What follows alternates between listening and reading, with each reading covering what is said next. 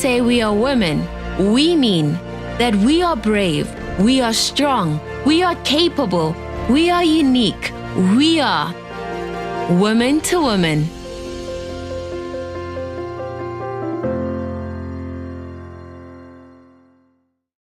Good afternoon, South Africa. Good afternoon, Africa. A very special Friday. Today, we celebrate Good Friday, the sacrifice of Jesus for you and for me. Good afternoon, Toko. Good afternoon, Marcia, and good afternoon to our wonderful viewers. We had a wonderful morning service, Yes. and we hoped that our audience has been with us somehow in one of our branches throughout the world. Not only in South Africa, yeah. Because today, for me, is the most special holiday in our calendar. I know people like Christmas, but for me, today is the essence of being a Christian. I think it's the most celebrated holiday, especially for us Christians, because we know the meaning.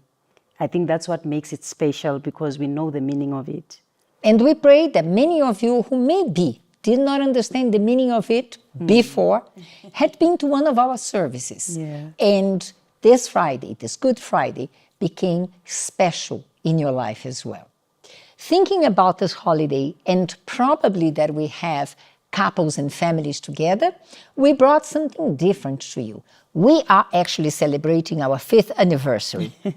And one of the things that we have covered the most along these 5 years were love life. We always say, love is in the air. Love is in the air. And today, we bring another episode of Love is in the Air, but with a question. Did you ever ask yourself if you got married to the right person, or why things are going wrong? And today, this is our topic. Yeah. I think many people are wondering, why are you asking them that question? Why are they asking me if I married the wrong person? Because you're going to find out you're not the only one. I think we can relate to that. Yes, yes. Because honeymoon, marriage, wedding day, it's all beautiful. Yeah. But it comes the time of adaptation. And And that's where sacrifices. many people struggle with, and they decide to quit. So that you don't quit, don't quit before watching the show. We are not here alone today. You see only the two of us. But we have a very special interview with 2 couples. Yeah. What are their names? The other one is Lebogang and Oratile. Yes. And the other one? Simpiwe and Dimakatso. We welcome them to the show because they are going to be plain honest with you, with us. And Toko, we promise us to be honest to each one of those questions, Actually, isn't we that? have to be honest.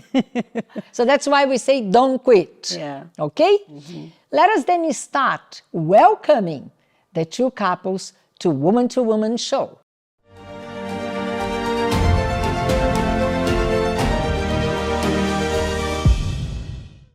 Marriage is a journey filled with love, laughter, and a few surprises along the way. Today, we have 2 wonderful couples who will share with us their ups and downs, in-betweens, and the moments that made it all worth it. Welcome to Woman. Thank you. How are you feeling? Nervous. Okay, let's start with, please introduce yourselves and tell us how long you have been married. We'll start with the seniors. Okay, I'm Oratile Rakhogo. I've been married to my husband for 8 years now. I'm Lebogang Rakhogo. We've been married for 8 years now. I'm Dimakatso Mkhwanazi. I've been married for almost 3 years now. And I'm Spiwe Mkonazi, and just like my wife said, we've been married for almost 3 years. Are you sure? It's like you're not sure. So it's almost 3 years. Yes. Okay, so let's start with the first thing. You are not married, you are dating, or you are not dating, but what were your expectations of marriage, of what would marriage look like? So for me, marriage, I had a certain idea of marriage, and that idea was that everything would be perfect.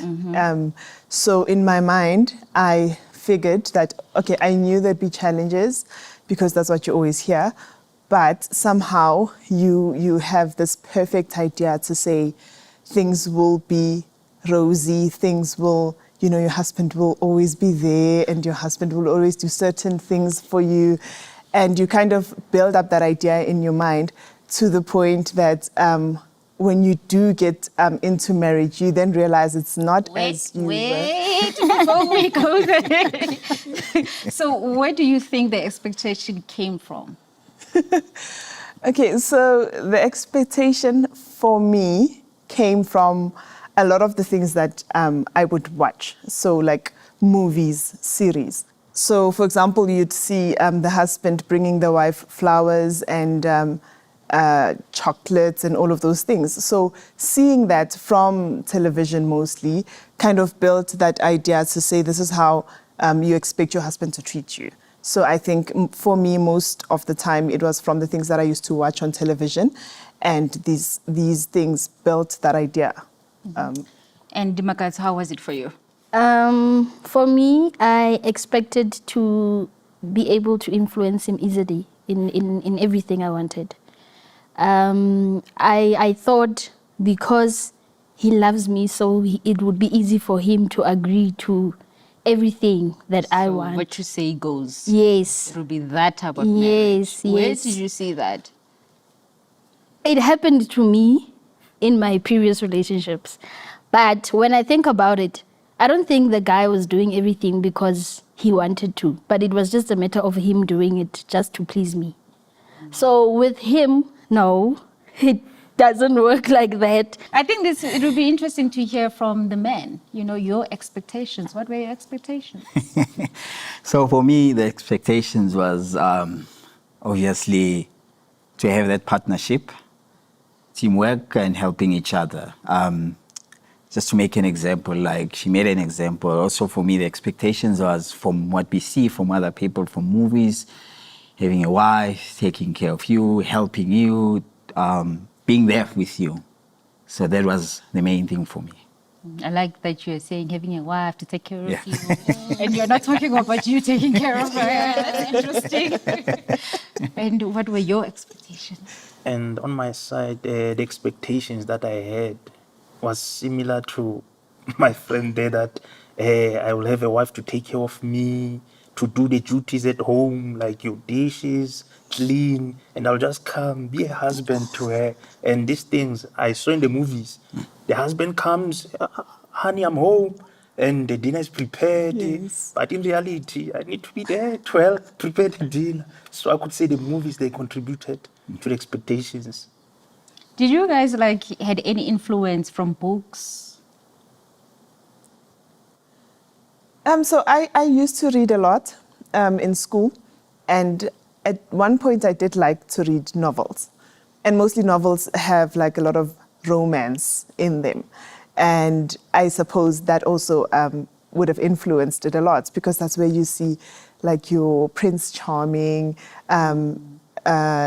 doing all these things that are just like so perfect, and it gives you expectations, and so for me, I definitely would read novels, so I can say that it did come to a certain extent from the books that I used to read. Interesting. So you've heard their expectations. What were your expectations?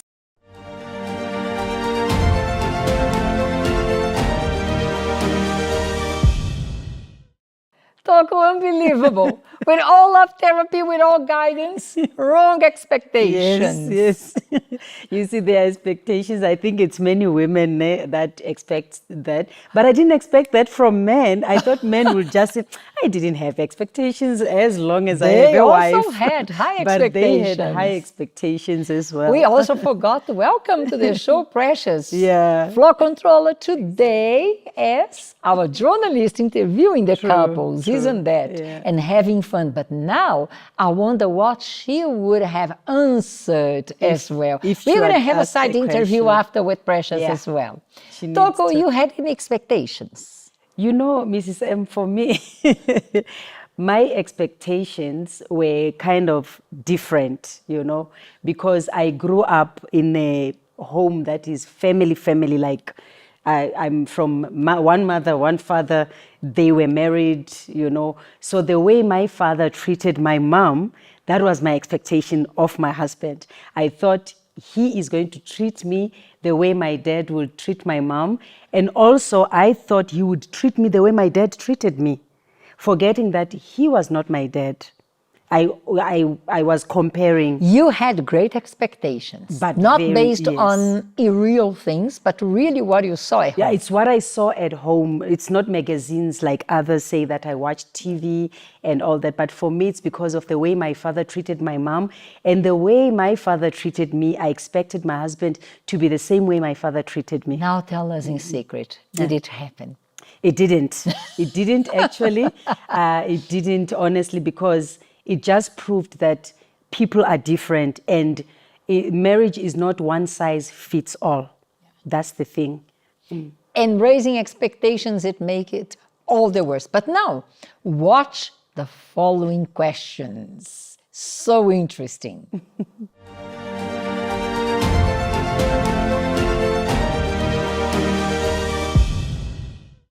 So now, back with our couples. This part is called Why I Fell in Love with You. So let's start again with our seniors. So we're calling them seniors because they've been married for 8 years. All right. So let's go back to when did you guys meet? Where did you meet? And how was it? Okay, so we have always known each other because we were in the same church, and we were in the youth together, and we basically have always known each other. But I think where I actually realized that I liked him was like later on in life. And how it happened was that he invited me on one of my socials, and we started sort of having conversations, and then we obviously then spoke to the pastor just to get guidance on our relationship, and eventually we got married. And what was your impression of him before he actually invited you on social media? You just knew him as someone for a long time, but what was your impression of him? My impression of him was that he was the kind of person that, to be honest, what made me attracted to him was the fact that he just didn't give me attention.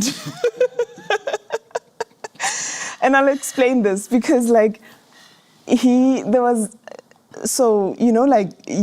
kind of, not that you expect, but in most cases, you often get like people, let's say in the church or even outside of the church, that approach you or that like you or just generally give you attention. But there was just something odd about him that I just felt like I wasn't being noticed, even though I liked him. But then that for me kind of made me wonder what was going on. Why wasn't he? What was it about him that, that made him not really notice me in a way? So I wanted to find that out. So he had that mystery. He had a mystery to him, and he almost looked like a no-nonsense type of guy, a guy that you wouldn't just go to, ordinarily. And so that for me was what intrigued me towards him. And then when I got to know him, I then got to sort of experience a different side to him, a softer side. And that made me now fall for him and be like, okay, this is the kind of person I like. From a distance, you would think he's very strict and almost unapproachable in a way, which is, I suppose, good in the sense that you sort of command a certain level of respect. And when you see him as a man, you would see that sort of dignity about him. So that for me was what attracted me towards him. And then when I got to know him better, then I experienced a softer side, a more, nurturing side of him, which made me like him even more. So you've known each other. What made you go to be like on Facebook, search her name, and add her as a friend on Facebook? So the reason, like, we're from the same church, right? So it's because that time she was still at school. She was studying at university. So you knew. So yeah, then I invited her. But so there were other ladies, right? But so with me, I was actually observing, and I observed, and there was something different compared to the other ladies, and that made me to be attracted to her. That's when I engaged with her. She also remembers when when we started dating and we spoke to the pastor and all that, I introduced her to my parents, because I had told myself that at this stage, the person that I'm going to date is the person that I'm going to get married. And I also asked God and said, if it doesn't happen in that way, rather it doesn't even proceed for me to date that person. But yeah, then in the beginning, she thought I was joking. She thought I was just there to play. I'm joking. I'm like, no, I'm for real. And I mean what I'm telling you right now. But yeah, then later on, as we started knowing each other, that's when she saw that I was actually serious with her. But what made her stood out from others? It's the character. You know, for me, my brother used to say something that was very profound that he told me, that appearance is just a bonus. The most important thing that you have to look at the person is their character.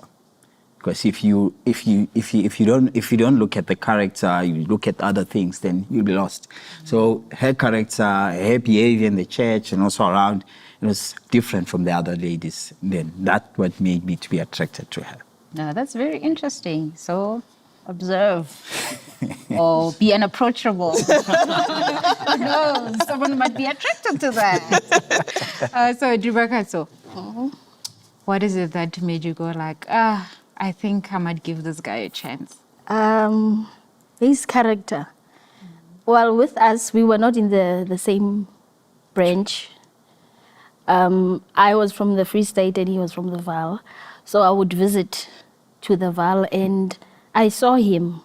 And what happened there in the church is that most of the guys, they were so excited to see this new lady and they could talk to me easily, but he never even greeted me. Oh, so it's the same. He never said anything to me. He was very serious, and from observing him, he was doing everything so nicely and with fear. He would only come if maybe, for example, I'm carrying a bucket, then he will come and help me and that's it. It will end there. Or he would only speak to me when he wants me to do something in the youth, then that was it. So for me, that really outstood, because I mean, it shows that it's someone that I can trust. And since I'm going to be far, so it means even when I'm not around, he's going to behave. He's not going to be a guy that is always going to want to talk to every lady that he sees. So that's what attracted me to him. No, it's very interesting. And you? On my side, what attracted me to my wife is that, the time she was about to leave, since she was visiting our church, it was December, and without any obligation, she came because I was taking care of the youth that side. She came and said, I'm leaving, leader, I'm leaving now, I'm going back home. And I was like, yeah. So now she's reporting. And I didn't give her any signs that I'm looking at her. She was reporting that she's leaving. So I could say now it called my attention, the way she behaved and the character in the church as she was coming. I could see she was not like all over the place. She had her position. So that really attracted me. Since the other guys, as she says, they were there happy to see her, but I was not like happy. I wanted to find out, because also I wanted the lady that I was going to date, I wanted to get married to. So I was cautious. I did not want to just make rash decisions. Oh, pretty lady came, visited, now, let's go there. No. So I took my time. I wanted to see which one is this one, so that I may understand. So I think one thing that is common is that all of you, especially the men, you observed. Yes. So being strict is not a bad thing. Not at all. It's not a bad It's a good thing. Okay, now you guys are dating, you're getting to know each other. When did you get to the point of saying, I want to get married to this person? Yeah, so for me, like I mentioned earlier, that I prayed. And with time, I eventually got that confirmation that now it's time. Again, she thought that, no, I'm just going. I don't know. She When did you get serious? I don't know.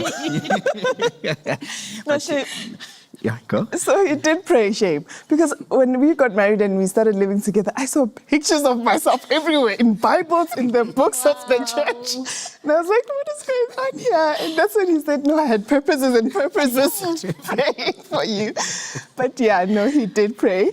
But when did I realize that I wanted to get married to him was when I think in my mind, firstly, before anything else, I've always been the kind of person who had the, what's the word? My goal was always to date for the purpose of marriage. So even when I was younger, I grew up in a family where my mom and dad were married, and I was sort of built into that. And I had an idea to say, this is what I wanted for myself. I wanted to get married, and the sooner it happens, the better for me, because I wasn't going to have casual relationships, because that's not what I wanted for myself. So I even said for myself to say, when I do find the right person, I need to make sure that I make that decision as soon as I have the confirmation. So I did with him, and when I saw again his character, the kind of person that he was, I knew for sure that this is the kind of person I want with me for the rest of my life. So that for me gave me the certainty to say it was the right time. So is it correct to say you at some point you always knew? You just needed confirmation from God. Yes. And you... I wasn't too sure at first. Yeah, okay, so you, only after some time that you've observed him, Yes. and then you're like, okay, no, this is the person that I want to get married. Okay. Is it the same with you? It's almost similar. When we were dating, I actually used to make a prayer of, God, if he's not for me, please let him go. And I never had a doubt. The doubt was never there. The more I would make that prayer, the more I would be certain that, no, I can live with this person, and this is the right person that God brought along my way. Because the way he treated me, respect he had for me, of course, even though we wouldn't see each other often, but whenever we see each other, he would respect me. He wouldn't do things that are out of control. He wouldn't touch me in a way that is inappropriate. So that gave me the certainty that, no, this guy has the fear of God. And if he fears God, it means he's going to be able to fear me as well. So I knew with the way he treated me that I want to be with him. There's nothing grand No. that he did. No. I don't know, maybe he took you to Dubai. No. He didn't. You just knew from his character. From the little things we did together, we never did big things together. Even our first date was very funny. Very funny. It was on a Christmas day. We were sitting in the mall. Imagine the mall is empty. There's no one. We just bought a packet of biscuits and juice, and we sat there on the chairs. But for me, it felt like I'm coming from Dubai. You understand? Yeah, you had the Dubai experience. Yes. Just alone there with your biscuits. Yes. Was it a Dubai experience for you too? Yes, I could see it. It was. Yeah, it was definitely it was. Okay. The dating phase is very nice. It's like a honeymoon phase. Yeah. Usually there are no problems, there are no disagreements. But did you guys had any disagreements while you were dating? Yes, on our side we had disagreements, especially since she was staying in another province and I was staying in another province. So usually I will spend time with my friends in the church. And then I will forget, hey, you are dating now. You need to check that day, how is she, how was her day? And then I'll arrive maybe at home around about 8, late. Then she would ask, why were you quiet the whole day? And I was like, ish. But I was in the church, I was in the church. And it started there now that, hey, she say, you see now, you are starting. So you need to stop. But I understand where does her concern come from, because I would arrive late at home. So she wanted to make sure that I was safe. But for me, it was like, it's nice being with the guys.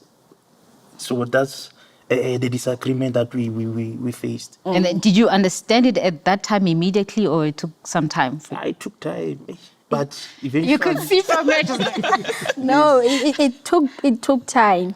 Not that I was really wanting a whole lot of attention from him, but I think I just wanted to know how he is where he is. So sometimes he would be there, they would be eating together with the youth, and they completely forget about the time. And he didn't say anything to me the whole day, not even just a hi, how are you message. So I would be like, how is he? Did something happen? Where is he?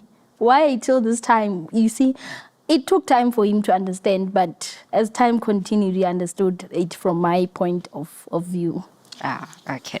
So from our Dubai experience in a mall on Christmas Day eating biscuits, back to you, Miss Masha.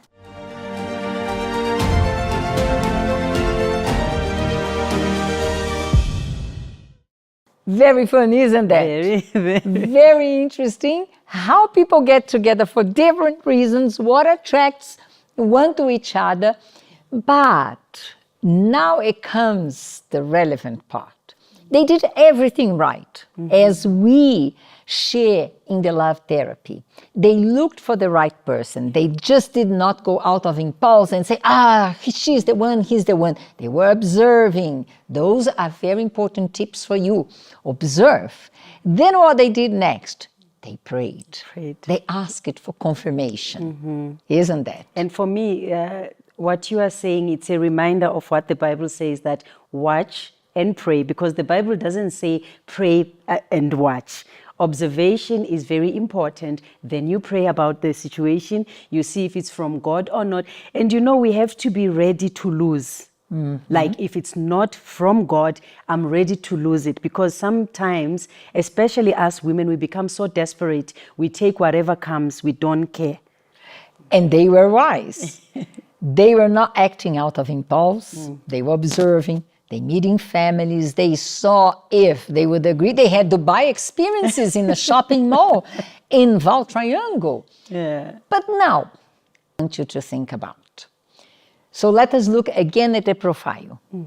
From the church, we know for a fact, and they have been to our shows before, they are assistants, they are youth coordinators, they are God-fearing people. They took the very right steps with teaching the church. They didn't have doubt about one another. They were not in doubt. Is he the right person? Is she the right person? They were sure after prayer and all that. Then they get married. Where this question comes from? Did I get married to the right person? Yeah. You're going to watch the answers to that. I would like to interrupt you a bit. I think you are giving too much, Miss M. I'm telling you. I agree. Because we have the street interviews, we have people saying what they think about it. So let's first go there.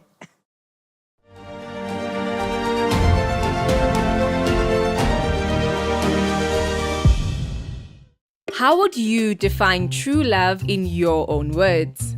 I feel like true love, it's a mutual feeling between two people. Depending on how they connect, it involves connecting emotionally, intellectually, and spiritually in a way. What's more important in true love?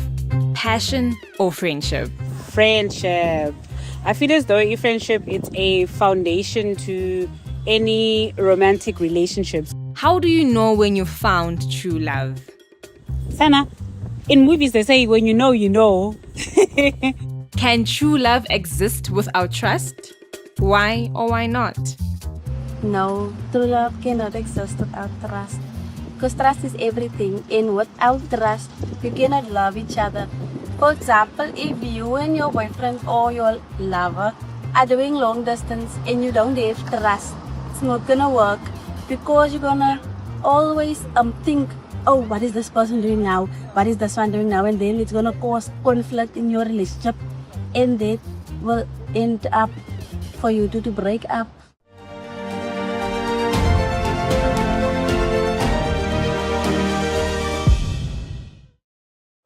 now that we have heard what the street interviews are for, then we are going to hear I'm their curious. answers. I'm very Let's get the curious, I must answers now. say. Let's get the answers.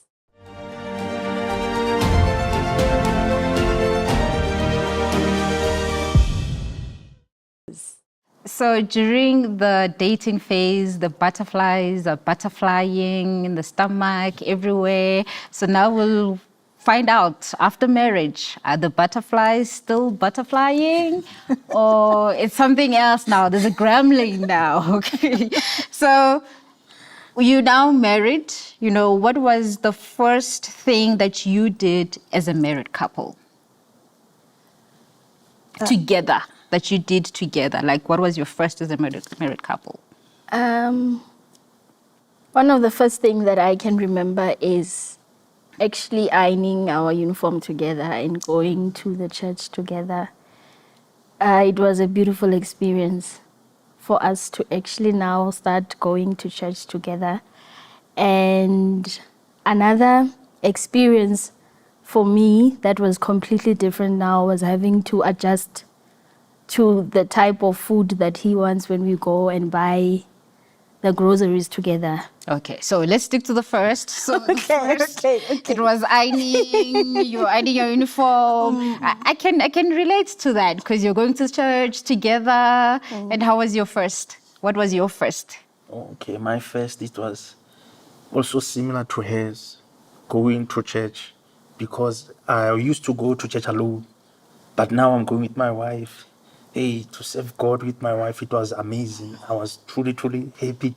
I was smiling from ear to ear that Sunday. I was like, yeah, I've arrived, boss. You've arrived. Maybe when you're like, hey, I'm married now. I'm with my wife now. I'm not single anymore. Yes. So when they say married couples come in front. Yes. That was the most exciting part, because when you are single, you are always looking at people going to the front and you're like, I'm going to get there. I'm going to get there. And now finally you are there now. That's nice. It's interesting, you know. Your first? For me, it was shopping together, because that's something I used to do alone. And I didn't have to put much thought into it, because then it was what I want, you know, how much I want to spend and that sort of thing. But now that we have to do it together, we obviously have to take into consideration the other person's needs and what they like, what they don't like. So for me, that was the one thing that I sort of had to adjust to when we got married. Yeah. For me, it's having her to cook for me. Yeah, it was also shopping and going to church together, being there when they say they're married, they talk about marriage. I'm like, yeah, okay. I've arrived. Yeah. Okay. And then, do you have any funny moment? Anyone can just share any funny moment during your honeymoon phase or memory that you'll never forget? On my side, I could say, by just observing my wife while we're in the church, just observing and smiling alone. You will not believe that you're... Is it truly me? Yeah, I would say observing my wife. Yeah. Yes, and even the following morning from the honeymoon, when you wake up, it's like you can pinch yourself, like, am I really waking up next to him? It's a blessing, but it's also a little bit of a shock in a way. Okay, so the butterflies were butterflying, everything was nice, everything is smooth, you're married, you're looking at each other. I can't believe I'm married to this person. I can't believe I'm married. Now, did the butterflies keep butterflying or did things change? Hey, they started landing. They were like, lava. So, obviously there's that excitement. Everything that's new is exciting. But I suppose once you are actually into marriage, then reality sinks in. Now you are living with this person, a completely different person to you, different mentality. yes, you share some common things, but chances are you're completely different. So with us, there was times where we would look at or have different perspectives about things, and I can think of the most trivial of examples. So he was raised by a single parent, and her mom was quite strict, quite organized and structured and that sort of thing. And I, on the other hand, had a more flexible type of childhood where my parents were more like, soft parenting type of thing. So when we got married, like there was a situation I remember distinctly when we would eat together. So we would both have dinner or lunch. And my understanding is that I eat my food, and then I put the plate in the sink, and then I wait for him to finish, and then I go wash dishes. He, on the other hand, was raised to say, as soon as you're done, you go to the sink, you wash your plate, and you put it away. Serious? Yes. And do you see how small this is? This is a very, it's not a big thing. But it caused a little bit of a friction because I was like, but I'm waiting for you to finish. But he's like, no, but we can't now have, dishes in the sink. So we then had a back and forth because I understood things in a certain way and he understood it in a completely different way. So we had different perspectives of the same thing. So that was just one of the examples, but all of these differences kind of caused a bit of a back and forth where we had to sit down and be like, okay, actually the reason why he thinks this way is because of how he was raised. And we sort of had to cycle back to that and say, look, it's because of the way that I sort of was taught. And now this is how I believe is the right way. And I had my way that I thought was the right way. So we had to now sit down together and find our right way and say, okay, fine, you have a different way, I have a different way, but how can we make it work for both of us? Sort of find common ground between the both of us so that we don't find ourselves arguing over such things. And this is something that we've had to learn over time. And we are now 8 years later in a space where we can say that we agree on most things because we've managed to talk them through or to communicate them better. I really want to hear from you because you knew what you wanted. You knew marriage. You I know what I want. Yeah. How, when reality hit, how did it hit for you? Because you were determined, I know this. Yeah, for me, I can say it was a surprise for me. For example, like I told you that while we were dating, I thought I knew certain things, but when we got married, that's when you actually start to know the person. But at the beginning, you learn about that person. But at that time, the way I used to do things or the way I do things is completely different from her. And that made things to go the other way. Like, what's going on? Because I'm expecting things to be done in this way. And in my mind, I'm like, everyone should know that things should be done this way. So to her, it's different. And at that time, like she mentioned, we hadn't had that chance to sit down and go in details and to get to understand how she grew up, her background and all that. But to me, I'm like, no, this is simple. It should be done this way. And I'm expecting it to be done this way because I even thought it's done that way. She would do things in that way, but it was not the case. But yeah, I was like, okay, I thought I knew, but no, I didn't. Makata was like, yeah. So I'm sure you have a lot to share. I can relate to what they're saying. With us, the problem was time management. I am from a family whereby my mom is very strict when it comes to time, especially when it comes to church time. You cannot play with that time. So I went to my marriage with the same mentality. So especially on Sunday mornings, I'd be very, very strict. Like I would want us to finish very quick and go. So he wouldn't understand that. He would do things nicely in his own pace. Although we wouldn't arrive late at church, but I wanted us to arrive at a certain time and I wanted us to do things and go. So that would cause a whole lot of clash between the two of us because now we end up going to church. Now we are not talking now because I was angry, he was too slow and it wasn't nice.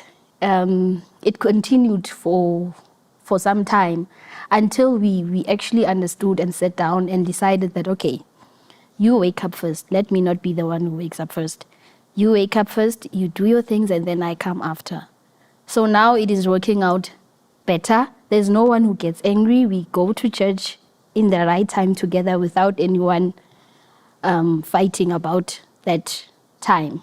So I think I need to drink water for this one. What was the most heated argument you've ever had since getting married? Can I answer that? Feel free. He's like, don't expose me. So the most heated argument that we have had was, and it prolonged for quite some time, was the definition of quality time. So when we got married, I had this thing. Remember, I had an idea about marriage, and in my mind, I thought he had to spend quality time with me. He had to do certain things. So my idea of quality time was I wanted him to sit down with me and we, I don't know, maybe watch a movie or something, but he must be here with me.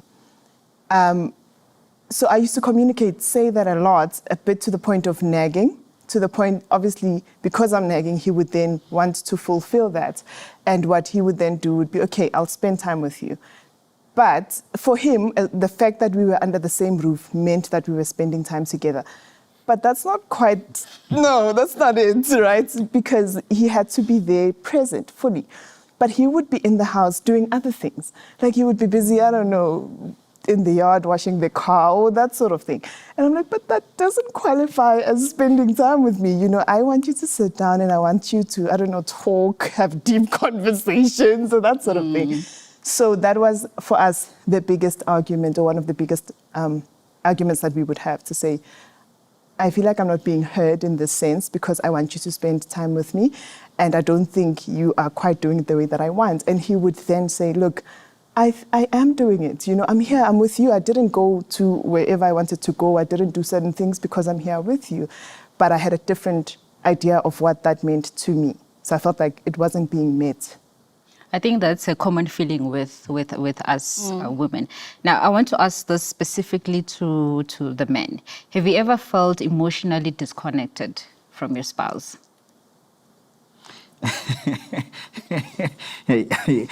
I can answer that.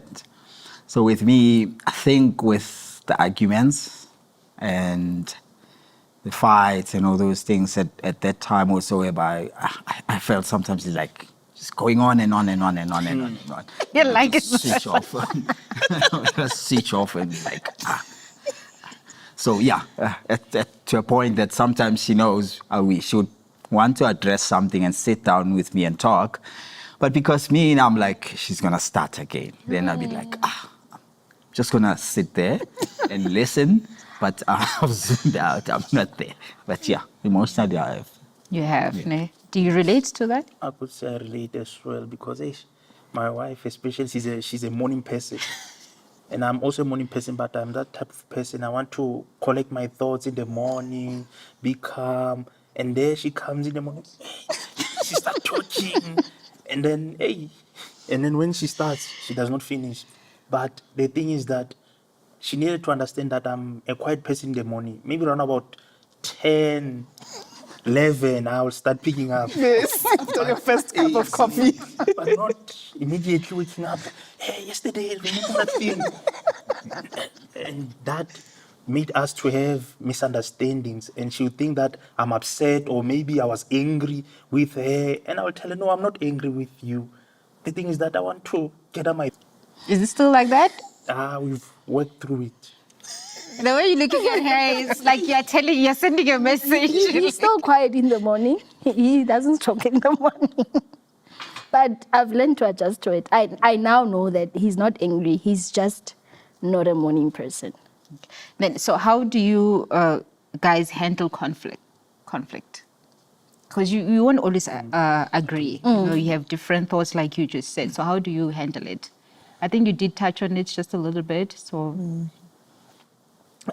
So how we used to handle conflict before, In fact, we wouldn't even handle it because I would be emotional about things and I wouldn't be able to drive my point across. But the way that we handle it now, from my side, is that I step away from the situation, especially if I feel like I'm overly emotional.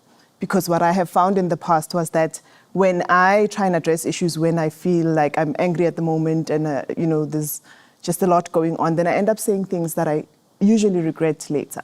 So I have found a way that works out for both of us in the sense that I step away and then gather my thoughts, collect my thoughts, understand what is it that I want to drive across in the communication, and then address it. So that makes it better because, as he said, when I'm nagging, he switches off completely, and I've noticed that, So because I've now seen the kind of reaction that I get, I realized it doesn't solve the problem.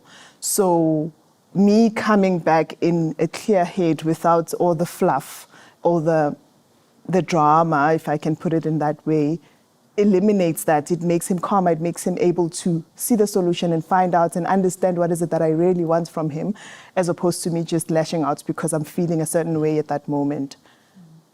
Okay, so I think it's similar to what you said about the morning, is that you had to adjust a little bit. Okay. So yes or no question, have your in-laws ever had an influence in your marriage? No. No.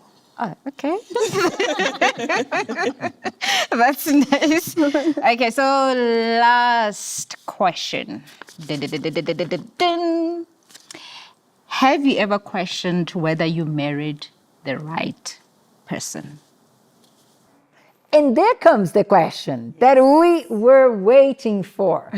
Because you saw what we discussed in the beginning. They did the right thing, they followed the right steps, but that did not prevent them from adapting. Exactly. And when we adapt, we are faced with our differences. I normally say that marriage is a mirror. You end up seeing yourself and your mistakes, your shortcomings in the other person. That's true. They had fights, funny fights. Adaptation is very important, is a crucial moment in marriage, because if you are not willing to sacrifice, you will never adapt. You first have to be willing to sacrifice your ego, your pride, so that you can adapt. Yeah. Now I want you to pay attention to their answers. And I want you to see if you're going to pick up something very, very interesting. Something that we have been trying to share with you along these 5 years. How different we are from being a girl and a boy. Watch and see if you pick that up. On my side, no. I've never questioned it. I've never questioned it on my side. My wife.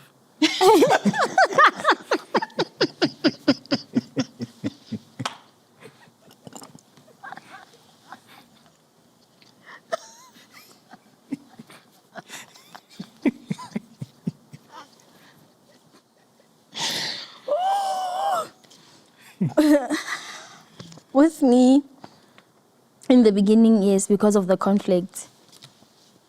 I wondered, did I get married at the right time? Or was I in a hurry? Because now I'm always attacking him.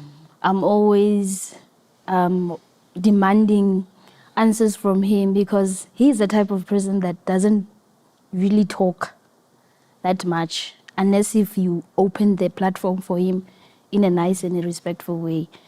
But if you come to him and you shoot at him and you demand, he's just going to look at you. He's just going to go to bed and close his head, that's it. So at that time, I used to question myself, what is wrong? Am I the wrong one? Is he the wrong one? Or is it time? Were we in a hurry? What is what? So yeah, I can say I did. And then did you get your answer? Yes, I did get my answer. It's like, okay. Are you sure? I did get my answer. Yeah, no, since you're sitting here, so that means you did get your answer. All right. But did you sense that maybe she has those questions? Yes, I could see the way she would behave. Maybe she would ask me, am I doing anything wrong? Is there anything that I need to change? So I could sense from those questions that maybe she's questioning it. And it didn't put any doubt in your head? Nah, I didn't put any doubt. On my side, I wasn't sure. And you? Yes, I questioned it a lot, because when these things happened, when we would have disagreements, because of the idea that I had about marriage, it made me think to myself that maybe this isn't the right person, because I'm expecting that Prince Charming that is going to do, be perfect all the time. I'm expecting that. So if I'm not seeing it now, did I maybe not find is this not the right person for me, But then I obviously learned that you actually work on marriage for marriage to work. It's not a thing of you just having expectations and expecting the other person to read your mind and know what's going on. You need to work on it. So I did question it, but I then understood that, it's a decision that we made, and we had the confirmation from God, and we know for sure that it is from God. So I had the assurance that I was married to the right person. No, for me, no doubt. She knows very well. Because she would also, like she mentioned, voice it out on her side, but she knew my answer. I was like, yeah, I believe in what we have, and I believe it's from God. Regardless of the challenges of what we're experiencing, we'll pass through, we'll overcome these things eventually with it. Okay. So are you guys happy in your marriages? Definitely happy in our marriages. I like that. Yes. From our couples, I could get that sometimes we always try to find for the right person, but not looking deep inside to see if we are the right person for that specific person. So that's it from us. Back to you, Miss Marcia.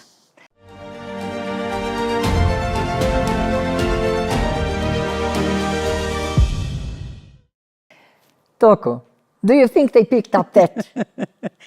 I hope they did. Would you like to voice us for them? Because it's common sense here. We go same direction. We adapted throughout the 5 years. Yeah. It's true. It's true. Another thing is it's very funny how men think, because you see that the guys were like, no, for me, I didn't think I made a wrong choice. I was sure. I was very sure of what I chose. But with the ladies, no, I had some doubts. Did I marry the right person or the wrong person? Yeah, women will always analyze and think so deeply, And take to the heart. You see how plain and straight to the point guys were. They had challenges. They had to adapt. They had to learn how to deal with this situation. But all that challenge did not bring them the doubt of God's choice for them. Because it is something you need to reflect. Did you do the right thing? Did you go through the right steps as they did? Did you pray? Did you ask God to direct you? So how now, when you are married, you come and say, I think I married the wrong guy. In the guys who are more reasoning, it's more or less like, let us separate our issues. Let us deal with our issues. But let us not go there to that dark corner and say it was a mistake. We girls, we address it all in the wrong way, isn't it? Exactly, just like Eve. God told them, don't touch the tree.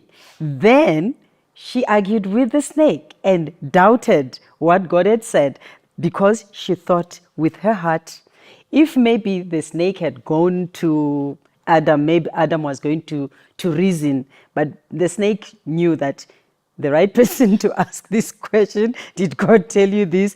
It's Eve, because she's going to think with her heart. That's the problem of us women. So what we wanted to tell you today, if you came to that point, not only in your love life, but maybe in some situations and challenges in your day-to-day business, workload, or varsity, and you are in that moment, have I done a mistake? Think about that. If you had followed God's steps, if you have asked for that blessing, and now you see yourself with the challenge, do not allow doubts to consume you. find the way to sort it out. Something else, Tuku, I have to say about myself, and I guess, I don't remember if you ever did it. But in discussions, in arguments in marriage, who is the first one who say, I'm going to pack and go back home? Did you do that? Yeah, it's a woman. Did you do that? I once said that, and my husband said, if you say this, you must mean it. Those were his words. Ooh. If you say this, you must mean it. I've never said it again. With me, the first fight, and I was quite mature, I thought so. So the first fight, I told him, I think it's best for me to go home.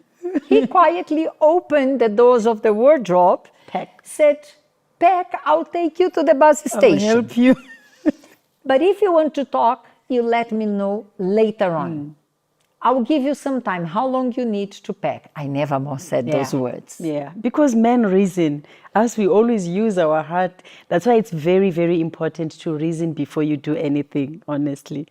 And when you are sure that God has set that path for you, do not allow doubts to take you over.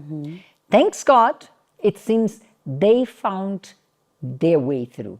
And we hope that today, not only in marriage, but in every area of your life, we may help you to find your way through. Because doubts and uncertainties are very typical from a woman's heart. And it's not only in marriage, as you said, Miss Marcia, you said in all the areas of their lives, because especially those who are studying, it happens a lot. When I was studying, I remember I had told my dad that I wanted to be a psychologist. Then my dad was like, I'm not going to have a psychologist in my house. Those people are not educated. He would say that. Gosh. Then, okay. Then in school, you know, some, they say, I want to be this. Then you are like, okay, I want to be that. Then you just, you know, run around. You don't even know what to do, what to choose. So this happens a lot because before, people would already know what they want to do when they are already in grade 8 because the subjects they are taking. Nowadays, you ask someone in grade 10 already, what do you want to do when you know after university? No, I don't even know. I just chose subjects. I don't even know what to do. That's why you find that later, even though the person has passed their matric, but they don't know what to do. They don't have a career that they want to choose. And we have had in the show those who even embarked in the first, second, third year of varsity, only to find out they didn't want that. Yeah. They so didn't it pray happens a enough. lot, even with especially women, you know, women because you are surrounded by friends and then they tell you a lot of things. It happens also in relationships. A lady comes, a friend of yours comes, maybe this guy is not good. And you don't reason yourself. You allow someone else to reason for you. He's not good, let me jump into another one. Then you see yourself changing guys. You are not married, you are 30 years old, you are not yet married. Yeah. So I would like to thank the couples who came here. They went through Precious Lab. And we, of course, we want her to answer to the same questions. Yes. We are going to make sure that she's going to answer to the same questions. And let us hear them saying goodbye to us.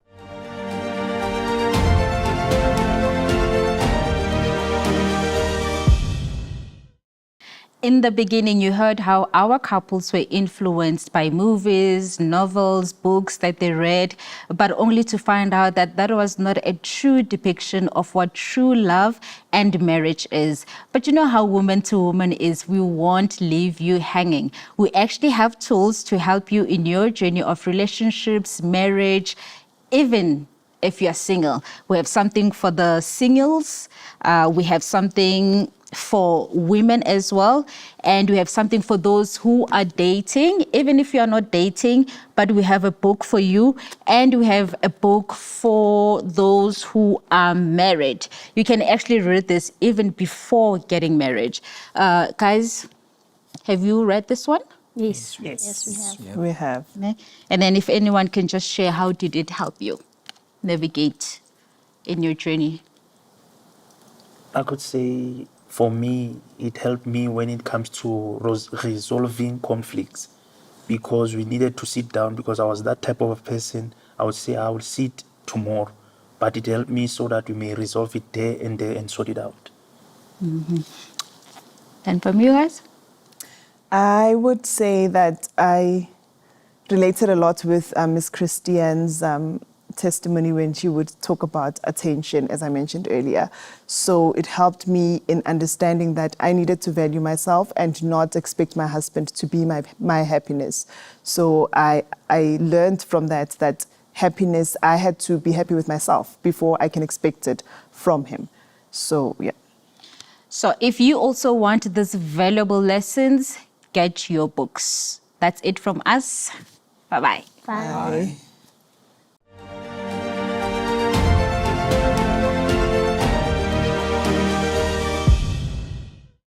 Today the show is so funny that we even lost track of the segment. It's true. It's true. And you know, for me today, I think we do not need to talk about what it all means because it's already there. And we've spoken a lot. So what it all means today, you've heard already. Don't call the quits, isn't that? Yeah. But let us see God's point in this. Our reflection is in the book of Isaiah. By the way, let me add on. The book of Isaiah, though it's quite difficult sometimes to understand with deepness the content of the book, for me, it's one of the greatest letters of love from God to his people. Therefore, from God to you and to me. So it's one of my favorite books because I found so many answers and encouragement in several chapters of Isaiah that today I wanted to share one more with you. Chapter 40, verse 31. But those who wait on the Lord shall renew their strength. They shall mount up with wings like eagles. They shall run and not be weary. They shall walk and not faint. We saw that the couples, they waited in the Lord. They asked God's direction. When we do the same, we should not deceive ourselves that everything will be a bed of roses. That doesn't happen in real life. We face opposition. We face challenges. And one of the tools of the devil is to provoke in us doubts. To doubt ourselves, to doubt God's direction, and to doubt the path that we are in. So that's why God says, wait, because he will renew your strength. You are going to mount like wings of eagles. You're going to fly high. You should run and not be weary. You're not going to give up. And you should walk and you are not going to faint. You're not going to fail. You're not going to be destroyed because you are waiting on the Lord. So we shared with you very interesting and funny experiences of two couples.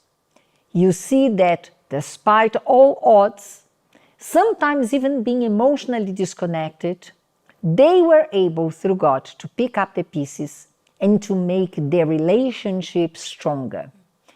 Challenges are meant for that, not to put us down, not to destroy us, but actually to make us to fly much higher than what we were meant to fly in the first place. This is our Lord. But where is the secret? Before you give up, before you give in, before you fall in desperation, learn to wait in the Lord. Because if we have any strength, only in God to renew that strength. Today, I would like to pray for all of them. Not necessarily only for those who are in a conflict in marriage. And I want also to invite you to the wedding of weddings on the 1st of May. Yes. Maybe you are about to give up and all that is actually missing is commitment from both of you. Because when you commit yourselves to the Lord before the congregation, you will find purpose and tools to pick up the pieces and go on. If you don't have commitment, it's easy just to stop right there and not to pursue your victory. Maybe you need to bless your relationship on the altar before God.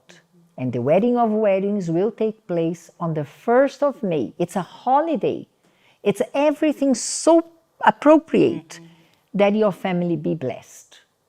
Maybe your challenge has not been necessarily in your relationship. It has been in another area of your life. But I would like to pray for you today so that this Bible verse becomes real in your life. Shall we pray?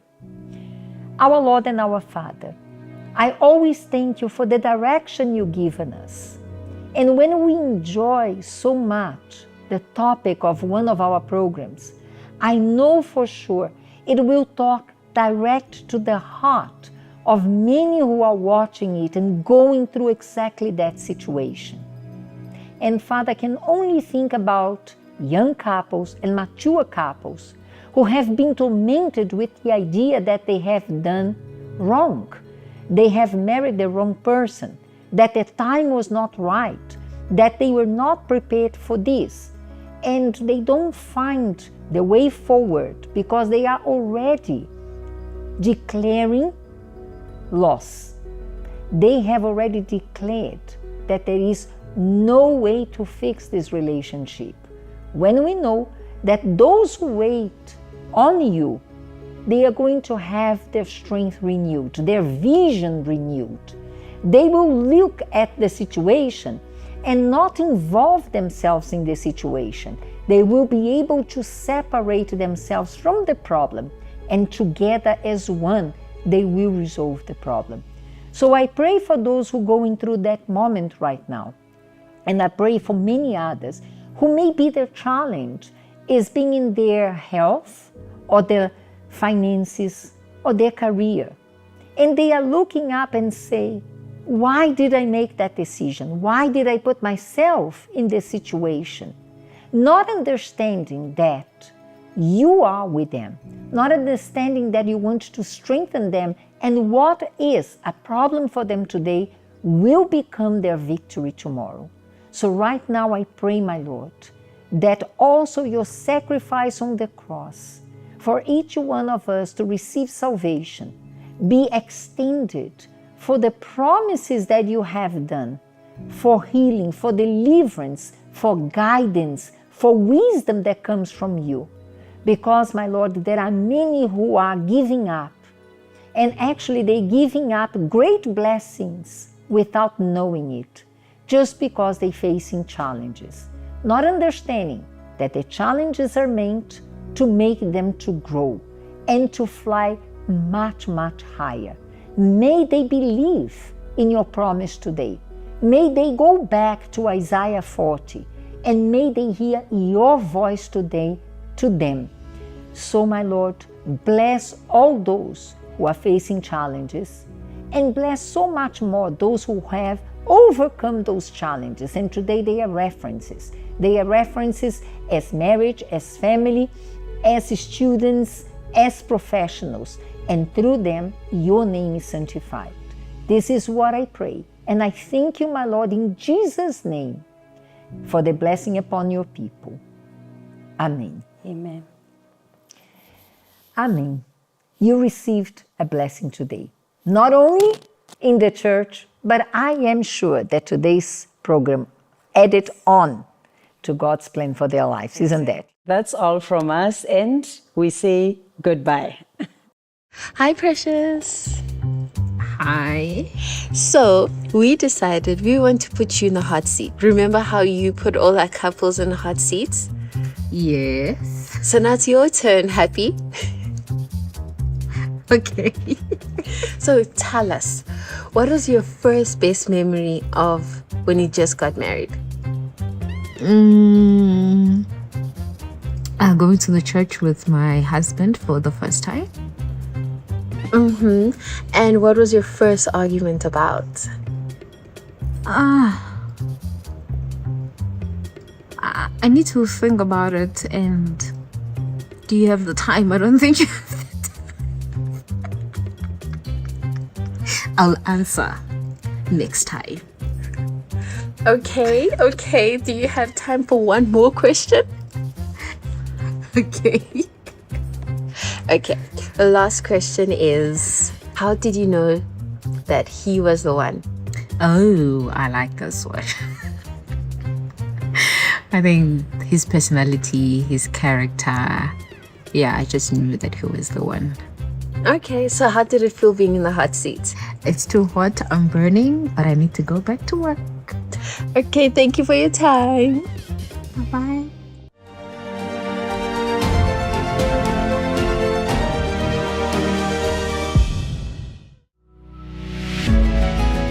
The great moment to celebrate love is approaching.